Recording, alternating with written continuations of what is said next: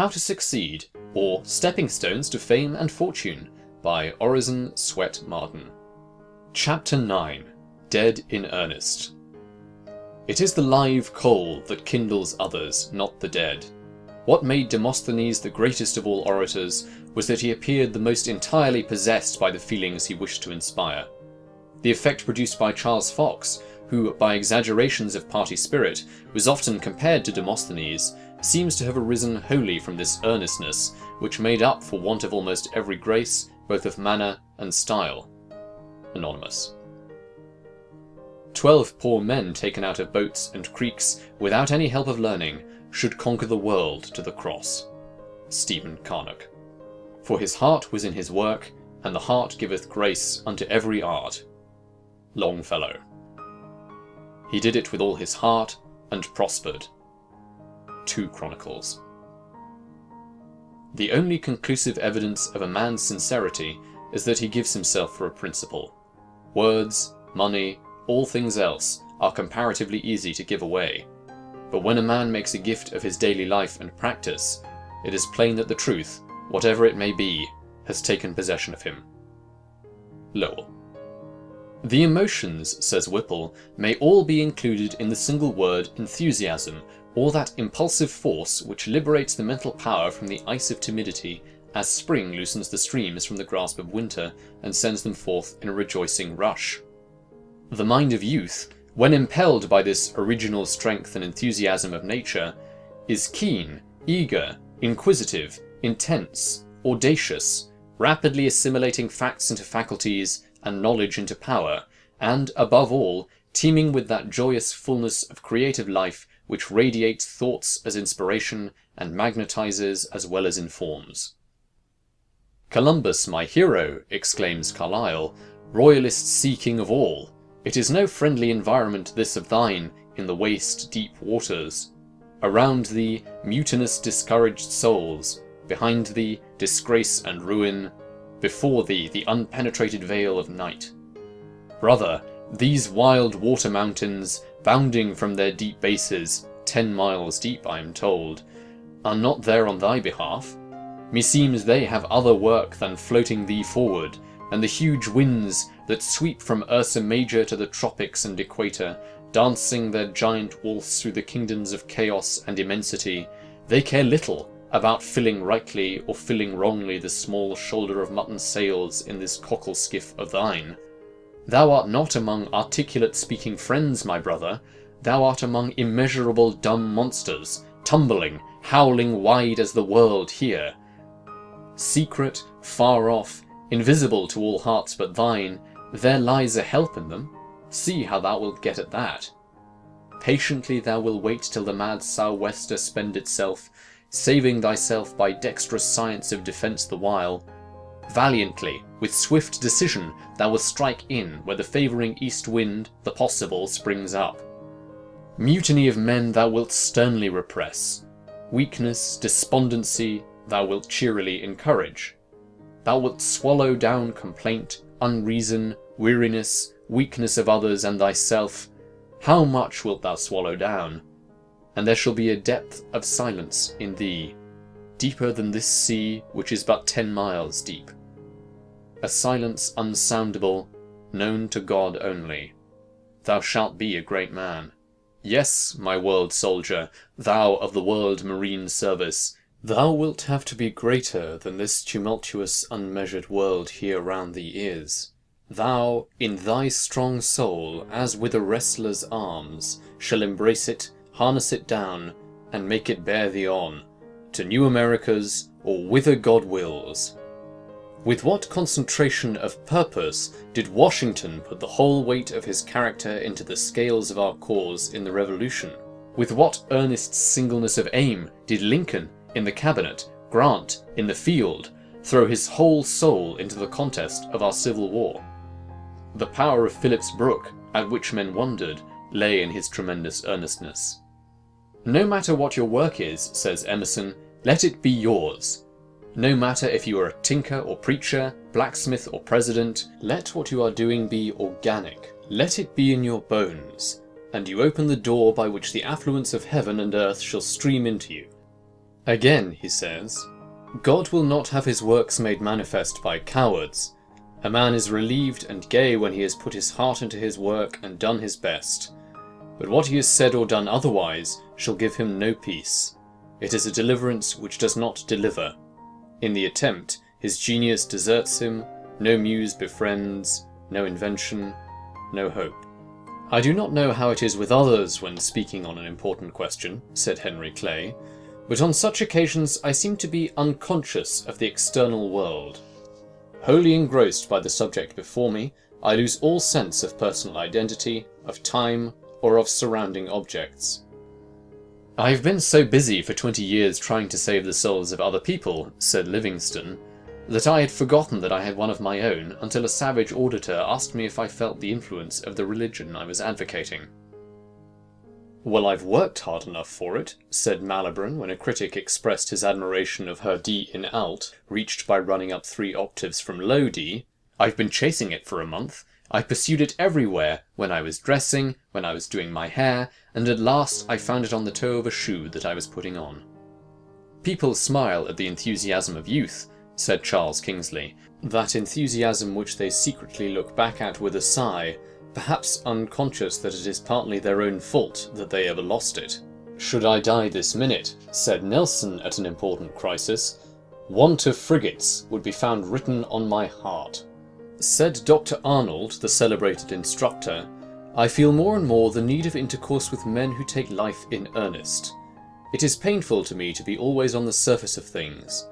Not that I wish for much of what is called religious conversation, that is often apt to be on the surface, but I want a sign which one catches by a sort of masonry, that a man knows what he is about in life. When I find this, it opens my heart with as fresh a sympathy as when I was 20 years younger.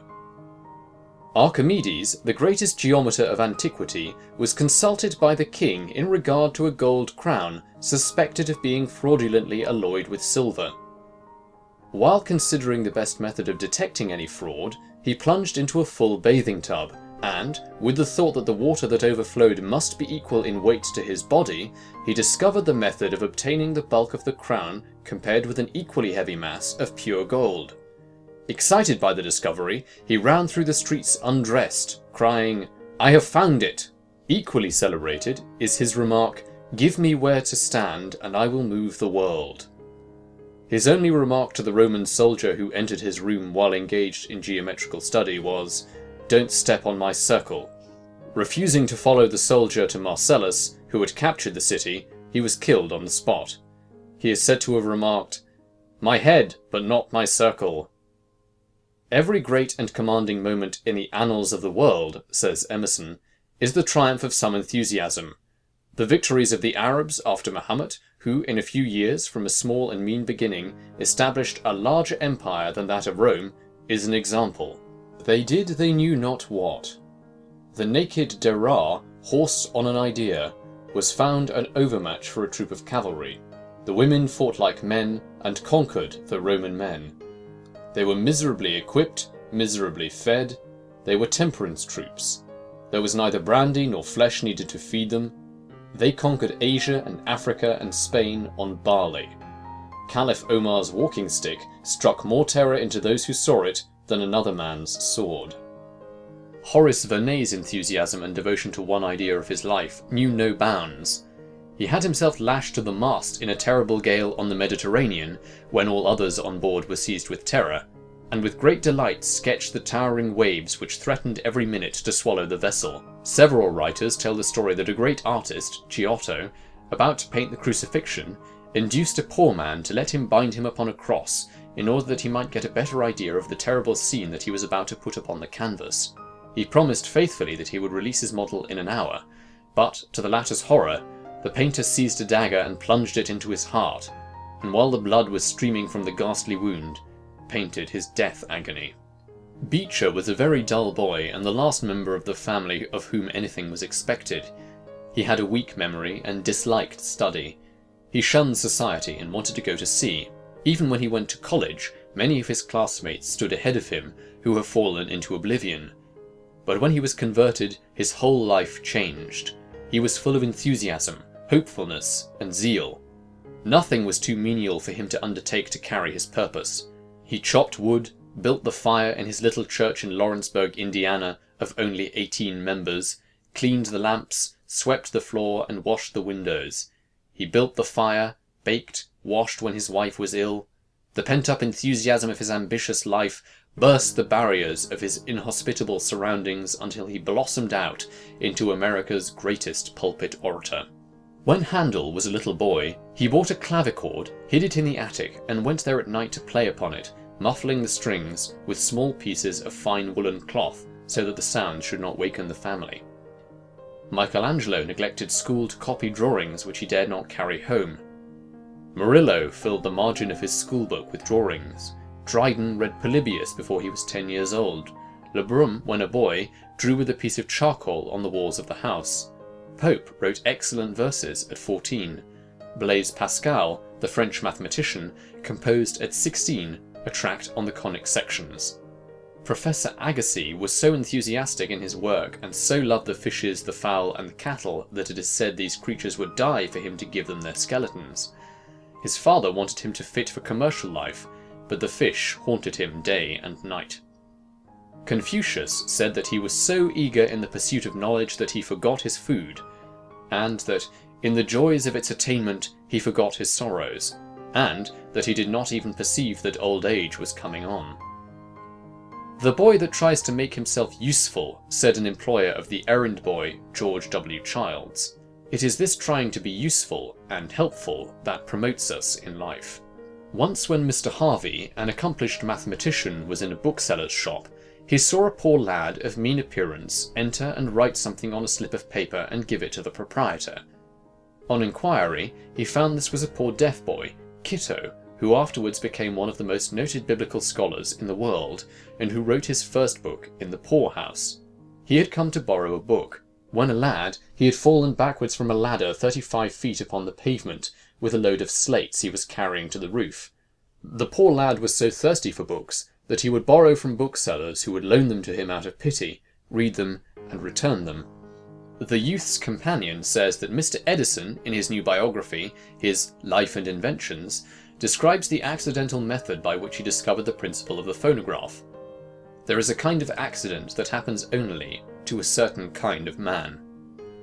"I was singing to the mouthpiece of a telephone," Mr. Edison says, "when the vibrations of the voice sent the fine steel point into my finger. That set me to thinking. If I could record the actions of the point, and send the point over the same surface afterward, I saw no reason why the thing would not talk. I tried the experiment first on a slip of telegraph paper, and found that the point made an alphabet. I shouted the words, 'Halloo, halloo,' into the mouthpiece, ran the paper back over the steel point, and heard a faint 'halloo, halloo' in return. I determined to make a machine that would work accurately, and gave my assistants instructions, telling them what I had discovered. They laughed at me. That's the whole story. The phonograph is the result of the pricking of a finger. It is one thing to hit upon an idea, however, and another thing to carry it out to perfection. The machine would talk, but like many young children, it had difficulty with certain sounds, in the present case with aspirants and sibilants. Mr. Edison's biographers say, but the statement is somewhat exaggerated, he has frequently spent from 15 to 20 hours daily, for 6 or 7 months on a stretch, dinning the word spezia, for example, into the stubborn surface of the wax. "Spezia!" roared the inventor. "Petzia!" lisped the phonograph in tones of ladylike reserve, and so on through the thousands of graded repetitions till the desired results were obtained. The primary education of the phonograph was comical in the extreme.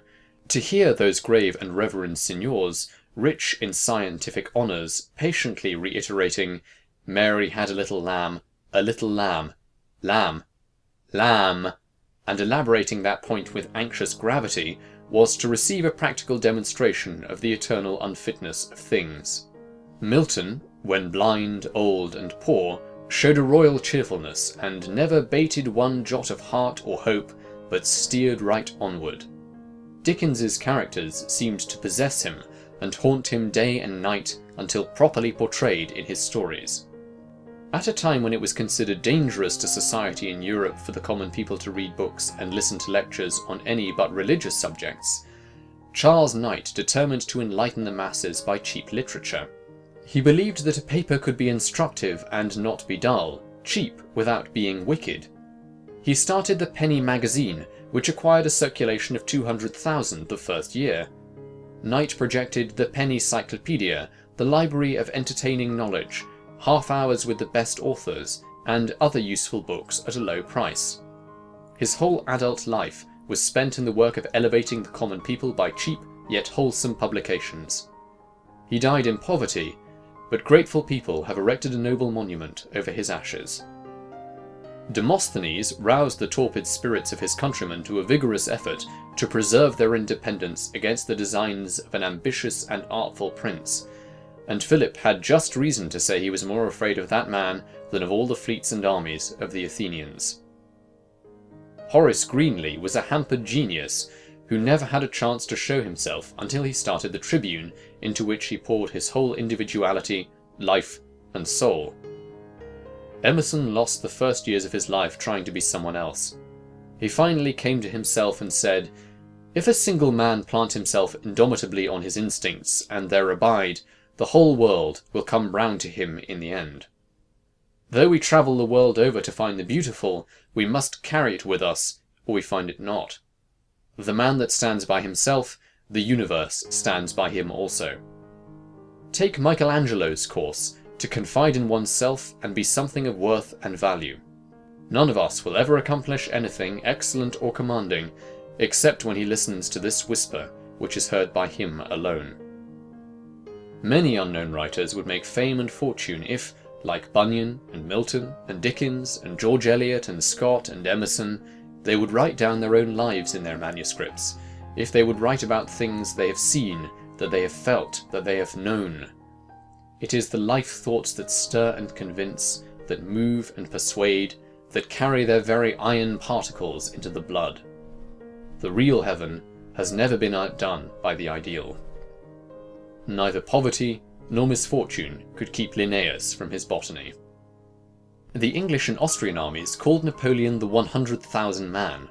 His presence was considered equal to that force in battle. The lesson he teaches is that which vigour always teaches, that there is always room for it.